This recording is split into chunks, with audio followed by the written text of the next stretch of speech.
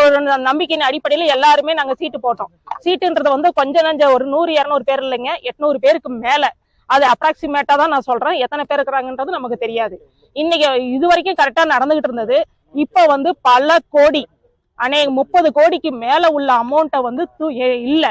இன்னைக்கு ஆள் தலைமறைவாகி 5 மாசங்கள் ஆகுது. நாங்க அவரை கான்டாக்ட் பண்ண முடியல. செல்லு சுவிட்ச் ஆஃப்ல இருக்குது. எங்களுடைய பணத்தை நாங்க கஷ்டப்பட்டு சம்பாரிச்ச காசு எல்லாமே அதுல போட்டு நாங்க இன்னைக்கு ஏமாந்து நிக்கிறோம். இன்னைக்கு நாங்க போலீஸ்லயும் கம்ப்ளைண்ட் கொடுத்தாச்சு, எஸ்பிகிட்டையும் கம்ப்ளைண்ட் கொடுத்தாச்சு, கலெக்டர்கிட்டையும் கொடுத்தாச்சு, எல்லா துறையிலயும் நாங்க கொடுத்தாச்சு. ஆனா இந்த நிமிஷம் வரைக்கும் 5 மாதம் காலம் ஆச்சு இது நடந்து. இப்ப வரைக்கும் அவரை கண்டுபிடிக்கல. அவரை பத்தி என்ன தகவல்ன்றது தெரியல. எங்களுக்கு அமௌண்ட்டுக்கான இது சொல்யூஷன் இன்னும் எங்களுக்கு கொஸ்டின் மார்க்காவே இருக்குது. எங்களுக்கு அமௌண்ட் வருமா வராதான்றது கூட எங்களுக்கு தெரியல.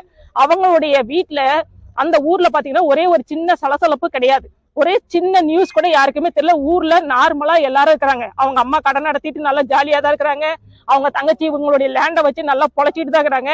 அவங்க வீடு வாசல் எல்லாமே சேஃப்டியா தான் இருக்குது. அவங்களுடைய நிலம் எல்லாமே சேஃப்டியா தான் இருக்குது.